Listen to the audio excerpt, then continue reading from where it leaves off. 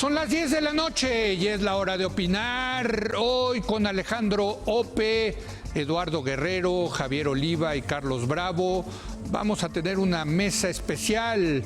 Hoy, a lo largo de todo el programa, vamos a debatir la polémica creación de la Guardia Nacional, con mando civil o con mando militar.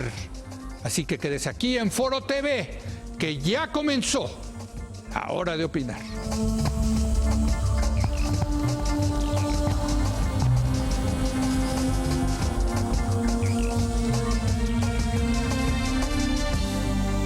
Muy buenas noches. Hoy vamos a tener una mesa especial para hablar de la Guardia Nacional. La Guardia Nacional es la propuesta de Andrés Manuel López Obrador central para combatir la delincuencia en nuestro país. Esta semana la Cámara de Diputados está en un periodo especial para aprobar las reformas constitucionales y legales para la creación de la Guardia Nacional, y pues vamos a tratar de entender qué es lo que está pasando.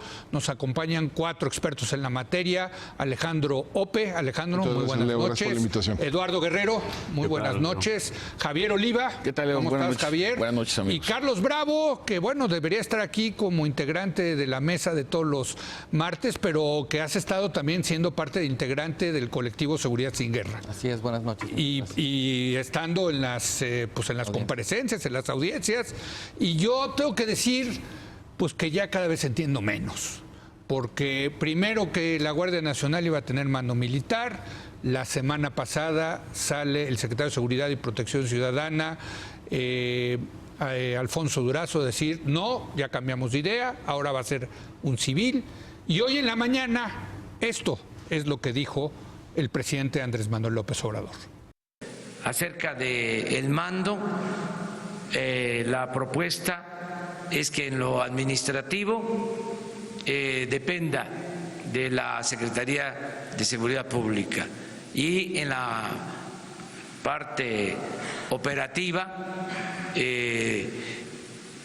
esté adscrita, y yo acepto que sea de esta forma porque nos hace falta tener la Guardia Nacional. Nos hace falta la Guardia Nacional. Yo quiero decirle que en algún momento de mi vida estudié Administración Pública junto con Eduardo Guerrero, y la verdad no entiendo la distinción entre administración y operación. No sé si tú le entiendas, Eduardo. Pues me imagino que ahora va a aparecer como mando Alfonso Durazo, secretario de Seguridad Pública, y va a haber un mando operativo para pues que va a coordinar las intervenciones de la Guardia y su operación ya en campo. Me parece también algo lógico, porque pues ni modo que tengamos a un mando civil con un grupo de militares abajo. Me parece algo sería medio raro, ¿no? Pero, a ver, permítanme hacer la pregunta, porque de verdad yo ya no entiendo nada. ¿Quién es el jefe de la Guardia Nacional? ¿Quién va a ser el jefe? ¿Quién va a mandar, Alejandro? Tal como lo escribió el presidente de la República, hoy los militares.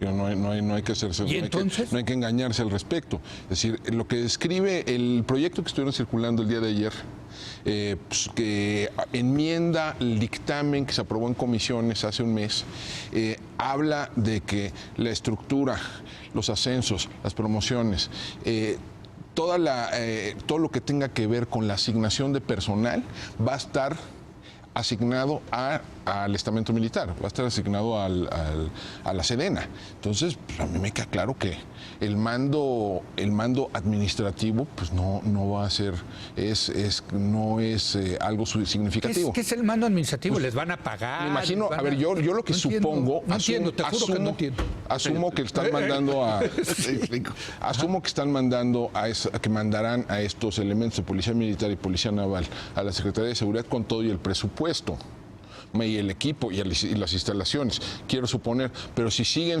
dependiendo para su operación cotidiana de lo que pasa en Sedena, pues no me queda muy claro qué significa el mando civil. Y además, este tipo de mandos bicéfalos, pues sí, significan un problema muy serio de responsabilidad. A ver, hay una violación grave de derechos humanos por parte del personal de la Guardia Nacional. ¿Quién es el responsable? ¿Durazo o el general secretario? A ver, Sí, Estamos tratando de entender. El matiz es el siguiente. Todo lo que corresponde propiamente a la estructura operativa, es decir, la doctrina, el armamento, la infraestructura, los uniformes, los salarios, etcétera, las jerarquías, las promociones, van a depender de la Secretaría de la Defensa Nacional. Y los criterios con los cuales se va a distribuir el personal de la Guardia Nacional, es decir, si tal estado de la República o tales municipios o tal zona requiere de una atención específica, entonces hacia allá se va a desplegar. Recordemos que están los más de 250 y algo de 266. Sí, y que al principio van a ser 150. Entonces, los criterios van a tener que ver con esta diferenciación, ¿no?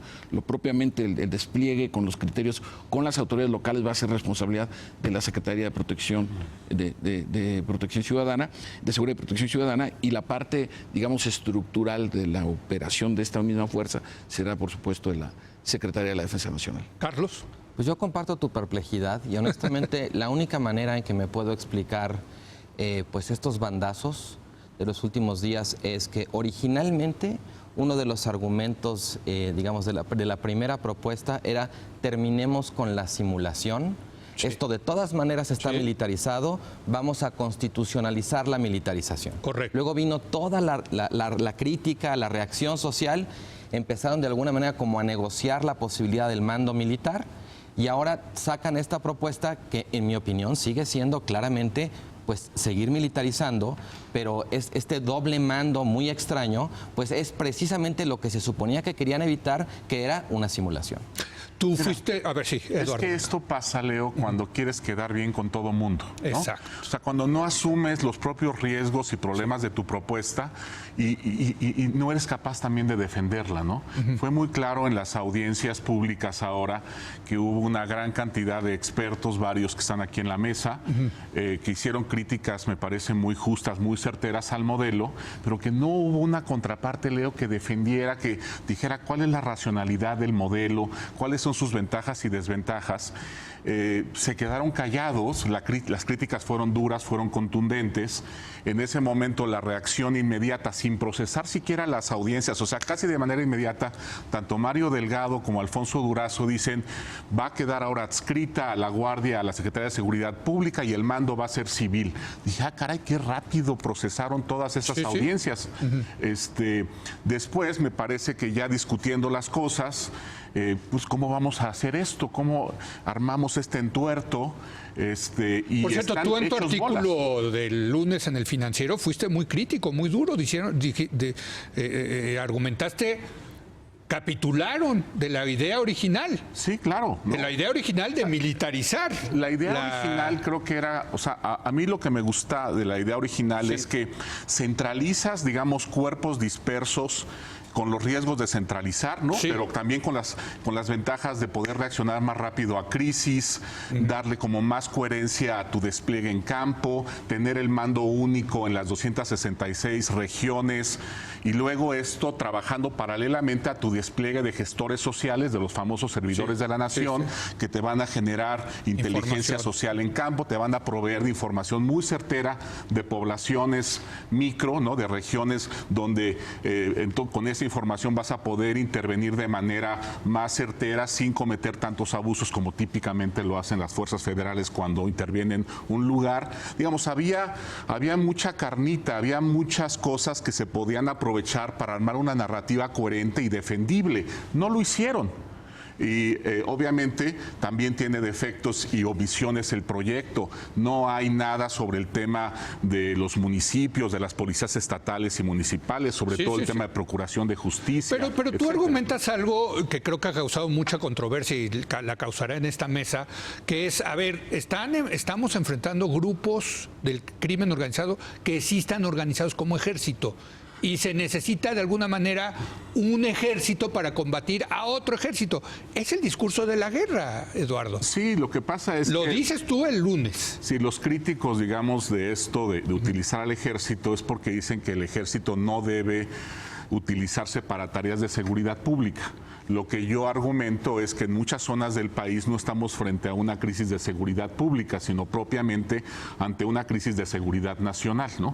La seguridad nacional tiene que ver con la integridad territorial del país, tiene que ver con la gobernabilidad democrática del país, y estos grupos criminales están boicoteando sistemáticamente nuestros procesos electorales, atentando y matando a candidatos, están conquistando, colonizando por meses zonas enteras del país. Eso yo le llamo un problema de seguridad nacional, y sí necesitas al Ejército, a la Marina o a la Guardia Nacional en su caso para poder hacerles frente exitosamente. Alejandro, ¿tú no estás de acuerdo? No.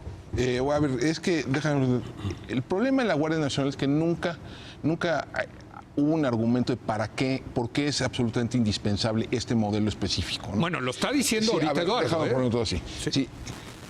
Hay un argumento, la Guardia Nacional se planteó como una manera de resolver un problema jurídico y político. Sí. Es decir, tenemos a las Fuerzas Armadas haciendo labores de seguridad pública. Desamparadas legalmente. Sin un marco legal adecuado. Sí. Esa contradicción se agudiza al momento en que la Suprema Corte de Justicia de la Nación decide declarar inconstitucional la Ley de Seguridad Interior, que era el arreglo al que se había llegado. Entonces, sí hay un problema allí, digamos, jurídico y político. Lo que nunca quedó claro es cuál es el argumento operativo, y yo no estoy enteramente de acuerdo con lo que dice Eduardo, porque estas unidades, estos batallones de policía militar, de policía naval, ya están desplegados en el territorio, ¿no? Es decir, ¿por qué cambiarles el uniforme? ¿Por qué cambiarles las funciones? ¿Ya están desplegados haciendo labores de seguridad pública? Por supuesto. ¿No están haciendo labores de policía militar y policía naval? En su gran mayoría ya están desplegados en el territorio. Es una acotación, porque eso los deja en la misma indefensión. O sea, están desplegados sin que haya un marco jurídico que regule su actuación como Guardia Nacional. Ahorita sí. Con esta... Ahorita, en este momento. Ya van 2 operativos de la Guardia Nacional. El primero fue en Morelos, en los municipios de Cuernavaca, Yautepec y Jiutepec, y después hubo uno segundo en Guanajuato. Como Guardia Nacional. Y tiene su lógica. ¿En qué sentido? Si el Congreso de la Unión decide en el periodo extraordinario que van a ser los próximos días 16 y 17, aprobar la Guardia Nacional como todo parece indicar, van a empezar entonces al otro día a trabajar. Es decir, todo este proceso es tan complejo. Entonces, son alrededor de 30,000 personas, 30,000 elementos, es decir, entre los integrantes de las brigadas de policía militar y el personal de la policía naval. No sé cuántos vayan a transferirse de la policía federal. Lo cierto es que en este proceso, y es muy oportuno lo que planteas, se quedan en un marco jurídico todavía impreciso. Y justamente el sentido de esto, de esta ley, tendría de alguna manera suplir lo que se dejó de hacer con la Ley de Seguridad Interior. Es decir, pero a ver, permítanme, tengo que hacer una pausa, pero entonces, ¿qué va a quedar? O sea, ¿qué certeza le van a dar ahora a la Guardia Nacional? ¿Cómo va a quedar eso? ¿Quién es el jefe otra vez? ¿Es civil? ¿Es militar? Bueno, hay un jefe. ¿Van a quitar lo que dice la Constitución de que la seguridad pública está a cargo de los civiles? Hay un jefe operativo que es militar. Y hay un responsable que es el secretario de Seguridad y Protección Ciudadana. Pero van a cambiar el artículo constitucional 21 que dice que la seguridad pública está a cargo de los civiles. No. Y eso no queda en indefinición para los militares, es lo que tú estás diciendo, Carlos. Porque la Guardia Nacional está contemplada desde la Constitución de 1857. Sí, pero no está regulada, ¿no? Pero no tiene funciones de seguridad pública. Es como el concepto de seguridad interior que viene desde 1824 y al día de hoy no lo hemos definido. Bueno, estamos tratando de entender todo este tema de la Guardia Nacional. Regresamos en un momento más.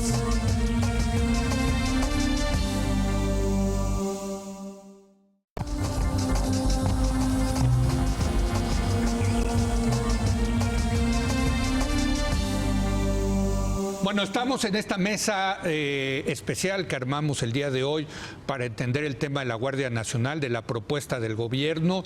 Y yo te quisiera preguntar, Carlos, si al parecer lo que dice aquí Eduardo es que pues, a los que invitaron, que fueron ustedes, estuvo también Alejandro ahí, pues sí tenían un sesgo en contra del mando militar de la Guardia Nacional. Bueno, yo lo que te diría, el sesgo no es nuestro, el sesgo es de quien nos invitó. Por eso, sí, totalmente, ¿no? pero ustedes están en contra. Sí, claro. O sea, por cierto, yo también, a mí no me gusta nada, y lo he dicho, que no me gusta nada la militarización de la seguridad pública, pero pues cada quien tendrá su opinión, ¿no? A mí me tocó hablar al final y empecé mi intervención diciendo, bueno, o sea, me llama la atención que a lo mejor con diferencias de matiz o de énfasis, pero todos les estamos diciendo lo mismo, ¿eh? O sea, había un consenso muy claro ahí.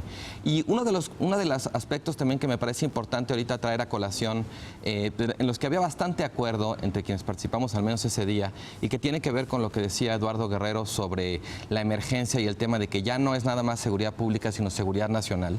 Uno de los argumentos que digamos, articulamos ahí, tiene que ver con que la Constitución ya contempla un mecanismo para vérselas con ese tipo de amenaza, que es el artículo 29, claro, que son los poderes de emergencia o los poderes extraordinarios. Eso ya existe en la Constitución. Pero tienes que... No sé si está regulado. No está reglamentado. No está reglamentado. Una reglamentaria del ¿Cómo llama el presidente a un periodo de garantías? Pero entonces, de garantías. Lo que quiero decir es, si tomas esa vía, lo importante es entonces regular o reglamentar ese artículo y ya no necesariamente reformar la Constitución. ¿Me explico? Porque además en la propuesta original lo que se hacía era crear un boquete dentro de la Constitución para darle la vuelta a ese sistema, digamos, de poderes de emergencia que está muy bien regulado, que establece procedimientos, actores, plazos, y darle manga ancha a la Guardia Nacional. Javier. Sí, mira, yo participé el sábado. En la mesa del sábado. Ah, sí fuiste también. Sí, claro. Además, yo fui 2 días, yo fui viernes y sábado. Sí, es importante señalar lo siguiente, que... ¿Tú estás a favor del... Por supuesto que sí. Del mando militar? De la creación de la Guardia Nacional. ¿Con mando militar? Con mando operativo militar, sí, y responsabilidad civil. Eso sí me parece que... Pues es esto que está... Por eso. Pero déjame explicar por qué. Entonces tú eres el culpable, Javier. No, te hicieron caso. Amigos, le hicieron caso a Javier Oliva. Pero ya entendimos todo. El tema es, y lo planteé precisamente en mi intervención, es finalmente los militares están donde están porque el Poder Civil los está llamando. Desde luego. Ellos no están, oigan, nosotros queremos entrar. Eso no es así. Porque, incluso les incomoda, ¿no? En algún... Digamos que en términos de las labores estrictamente de carácter policial, no porque sea más o menos, sino además hay otra cosa muy importante, Leo. Todas las policías en las democracias contemporáneas son organizaciones paramilitares. Sí. Todas tienen jerarquías, armamento, axiología o valores que funcionan o no es otra cosa, ¿eh? Sí. Pero son estructuras paramilitares. Yo sé que no es una palabra muy bien recibida en América Latina. Pero sí están bajo el mando civil. Es parte del proceso civilizatorio. Es que así es, Javier. La función de policía y política pues tienen la misma raíz. Incluso los ejércitos ya están al mando de civiles, no solamente el presidente, sino de secretarios, de ministros, es que además son civiles. México ni es el único país, ni hemos sido los primeros en estas actividades. Tienes al ejército brasileño patrullando más de medio año Río de Janeiro y el estado. Y así les va, ¿eh? El ejército de Estados Unidos desarmado en la frontera con México como guardia fronterizo. Tienes a embarcaciones de la Armada del Reino Unido cuidando Pas de Calais para que no lleguen más migrantes ilegales. Es decir, la agenda de seguridad de las Fuerzas Armadas se está diversificando y complejizando. Desde mi punto de vista, como analista de estos temas, ya no hay vuelta para atrás, ¿eh? Sabes que ahí sí es bien importante. En el caso de Brasil y de Estados Unidos, estas policías militares están muy desprestigiadas porque sí actúan muchas veces con sesgos raciales y tienen muchos problemas de que no hay proporcionalidad, digamos, entre la fuerza y la amenaza, ¿no? Sí, sí. En el caso de México me parece que es algo muy distinto. Me parece que sí, los grupos que tenemos criminales, su equipamiento, sus capacidades, sí tienen que ser enfrentados por el ejército, por una capacidad militar, una policía militarizada, ¿no? Y justamente por eso me parece que también el presidente quiso arroparse en el ejército o quiso arropar a la Guardia en el ejército porque es nuestra institución de defensa o de seguridad que goza de mayor confianza, como lo he mencionado aquí ya varias veces. Y hay un punto que nadie ha mencionado que también me parece central. La disciplina militar, Leo, protege a los elementos de seguridad. Es decir, hay mucho, en esta guerra que ya llevamos de muchos años, son mucho menos el número de elementos militares asesinados que de policías. Solo para darte una idea, en 2017 hubo 30 soldados asesinados. Y en cambio hubo más de 500 policías muertos en los enfrentamientos. Entonces, de alguna manera, también la disciplina militar protege a los propios elementos de seguridad. Tú, Alejandro, yo te veía nervioso cuando hablaba. Aquí yo creo que Eduardo. Parte del problema es... ¿Qué problema específico se quiere resolver con la Guardia Nacional? Se quiere resolver el problema de la contradicción de tener a las Fuerzas Armadas haciendo labores de seguridad pública. Bueno, como mencionaba Carlos, hay otras rutas jurídicas para hacerlo. Sí, inviables, o sea, eso de estado de excepción es completamente inviable. Es un procedimiento churrigueresco, ni siquiera está reglamentado. No, por eso, pero se puede aprobar una ley reglamentaria del 29 constitucional en el cual metas un artículo transitorio que plantee un regreso gradual de las Fuerzas Armadas a sus tareas constitucionales.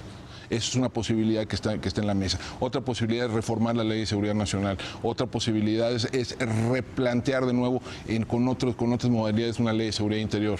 O sea, hay algunas modalidades jurídicas que se pueden explorar. Segundo, se quiere crear un cuerpo intermedio. Se quiere crear un cuerpo intermedio con funciones de control territorial. Bueno, yo creo que esa es una posición defendible. Pero sí vale la pena destacar que todos los cuerpos intermedios que se han invocado en este debate, la Guardia Civil Española, la Gendarmería Francesa, los Carabineros italianos, todos operan en paralelo a la policía, no sustituyéndola, ¿no?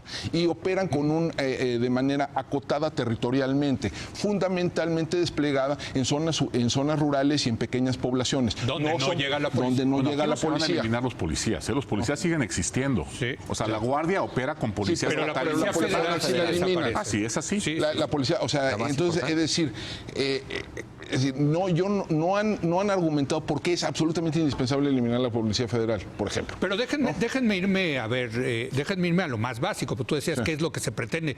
Pues lo que se pretende es que haya seguridad en este país. Sí, pero bueno, eso es demasiado ambiguo. Eso es demasiado amplio. Bueno, a ver, y yo te lo pongo, hay que bajar los números de asesinatos, el número de secuestros, extorsiones, huachicolea, la libertad sí que se robe, dejar los buenísima. robos. Okay. Sí. ¿Dónde está la evidencia de que mayor despliegue militar reducen los homicidios? Al contrario. No, bueno, la evidencia de que los aumenta también me parece espuria. O sea, bueno, lo que hizo de letalidad, Catalina... Pues sí, los índices de Catalina no controlan por la capacidad de fuego de las organizaciones criminales. Sí, entonces, obviamente, si mandas a CEMAR, pues la mandas justamente a enfrentar una organización más violenta, más poderosa, pero entonces y obviamente se genera más violencia. Esta idea de que el ejército y la marina son más letales que la policía, ¿no está comprobada empíricamente? No, claro, bueno, a ver, es que son adiestramientos completamente diferentes. Pues sí, es decir, en función de la doctrina está el equipamiento, es decir, el armamento orgánico del elemento. Eso es así. Es decir, la diferencia entre un policía y un soldado especialmente está en cuál es el adiestramiento que reciben y contra quién se enfrentan. Una cosa es la disuasión de la presencia policial para desincentivar la actividad criminal y otra cosa es confrontar. Esa es la profesión de las Fuerzas Armadas. Ustedes en Seguridad Sin Guerra están en contra de eso. Sí, claro. ¿De qué? De la militarización, de que los militares Pero es que no hay militarización en México. ¿Quién dice eso? No hay militarización. Claro que no. Deme datos.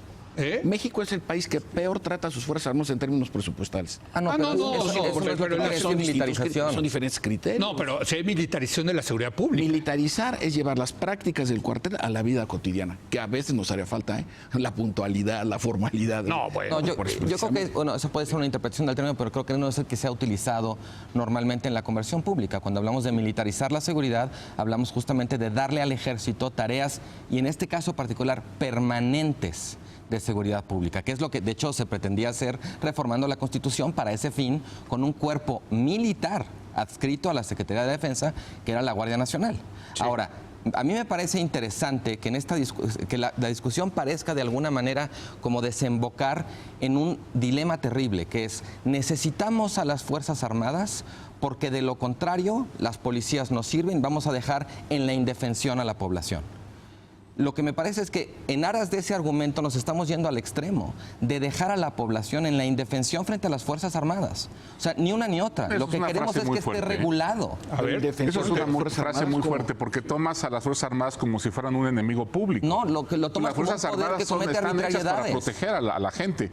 No decir que las dejas solas frente a ellas como si fueran un especie de monstruo, me parece un abuso del lenguaje. Pero también puede haber abusos del poder. Claro, pero también hay abusos recursos de la policía, Leo. No, desde luego. La Policía desde Federal luego. ha masacrado tanto como el ejército. Vienen abajo las recomendaciones de derechos humanos vienen consistentemente a la baja año con año a la Secretaría de la Defensa Nacional. Son datos. Una cosa es discutir con consignas y otra cosa es ponerle números. No, está bien. Aquí estamos teniendo una discusión. Está demostrado que han venido a la baja. Sí. Eso, y Carlos lo sabe mejor que yo. Yo quiero decir, yo no estoy en contra de las Fuerzas Armadas para nada. Yo, al igual que muchos mexicanos, le tengo mucho respeto a los...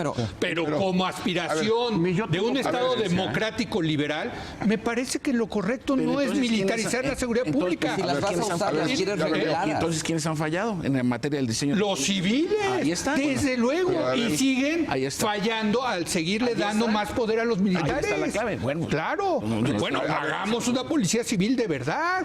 Pues es lo que quería hacer Calderón con la Policía Federal. Luego, Leo, solo que tenemos que enfrentar una emergencia de seguridad. Sí. O sea, construir policías no es de la noche a la mañana, se necesita un tiempo, varios años. Desde luego. Entonces tienes que trabajar en eso, pero simultáneamente tienes que enfrentar una crisis, una emergencia, porque estamos peor que nunca en materia de violencia. Eso es y cierto. entonces, ¿a quién recurres? Pues solamente tienes a las Fuerzas Armadas. Por eso, pero a ver, aquí el problema es, ¿le va bien a las Fuerzas Armadas? ¿Se tranquiliza la emergencia? ¿Y luego? ¿Cuándo vas a sacar a los militares no de es ahí? un asunto de que no las Fuerzas funcionan los Armadas, militares es y la dejas... estrategia con la que las utilizas, es cómo las utilizas. A ver, decir que solo la pura presencia militar genera violencia es una falacia. Es cómo actúa Pero también y es cómo una opera el falacia, territorio. y ha sido una falacia que la sola presencia de las Fuerzas Armadas pacifica. ¿Por qué no? También. A ver, Porque yo creo que no, está diciendo la discusión A ver, Alejandro, y nos vamos a una pausa y regresamos. Sí. Compromiso público. Es decir, no es la resistencia a otorgarle a las Fuerzas Armadas un rol permanente en la seguridad pública tiene que ver en parte porque con el hecho de que el control civil sobre las Fuerzas Armadas en México es relativamente débil. Déjame darte dos datos específicos. Uno, solo hay 2 países de América Latina que no han tenido un civil como secretario de Defensa, como secretario de Ministerio de Defensa. Guatemala y México. Segundo, no ha habido un solo secretario de la Defensa Nacional desde 1946 que haya sido removido de su cargo antes de finalizar el sexenio. Uno solo, desde 1946. El último que dejó el cargo antes de terminar el sexenio fue Lázaro Cárdenas, por cierto. ¿No? Es decir, la capacidad de decir es que, bueno, le responden al presidente, que es el comandante supremo, sí y no, porque hay también una gran dosis de autogobierno en las Fuerzas Armadas, ¿no? Es decir, el arreglo que se forma en los años 40, y aquí Javier sabe muchísimo más que cualquiera de nosotros sobre esto, es parte de un arreglo implícito en el cual los militares dejan de participar en política y los civiles dejan de meterse, no se meten en asuntos militares. Correcto. Y ese arreglo le funciona muy bien al país durante varias décadas porque el ámbito militar era relativamente estrecho. En la medida en que vamos ampliando el ámbito de acción de las Fuerzas Armadas, pues ese arreglo empieza a crujir, ¿no? Bueno, ya van a construir el aeropuerto de Santa Lucía, van a urbanizar los terrenos en Santa Fe que luego van a privatizar para pagar la Guardia Nacional. Van a cuidar los ductos. Van a cuidar los ductos, las refinerías. Bueno, perdón, pero yo veo un creciente papel de los militares. Están siendo convocados, Leo. Claro. Esa es la gran diferencia. El fracaso, a ver, no hay duda, Javier, que el fracaso es de los civiles. Pero entonces los civiles tienen 2 opciones. O se toman en serio su responsabilidad para hacer gobierno civil, o se lo entregan a los militares. Pero es que, a ver, te doy un dato. El 80% de los reclusorios estatales los controlan los internos. Pues claro que es un claro. Entonces es lógico que no solamente con las Fuerzas Armadas, con su presencia disuasiva o con la confrontación directa con los criminales, vamos a recuperar la paz y el Estado de Derecho. Se necesitan otras medidas complementarias. El muy cuestionable sistema penal acusatorio. ¿Cómo le llaman? La puerta giratoria, ¿no? Bueno, mira, a mí me encantaría, como dicen permíteme. Carlos y Alejandro, que estuvieran a cargo las policías, ¿eh? Sí. Pero también hay un asunto aquí de pragmatismo y de enfrentar la inmediatez de la emergencia, y tienes que utilizar a las Fuerzas Pero Armadas. ¿cómo llegamos acá? El problema es que llegamos acá, creo, Eduardo, porque Peña Nieto dejó de invertirle recursos a la Policía Federal. Y yo creo que y bueno, pues si seguimos retrasándonos en la construcción de instituciones civiles, pues cada vez vamos a tener más militares. Se pueden hacer las dos cosas. Pero nadie está pidiendo. No, a ver, perdón, me tengo que ir. Me está matando el productor, me tengo que ir. Pues hay que agregar ese componente de fortalecimiento institucional de las policías. Regresamos un momento más.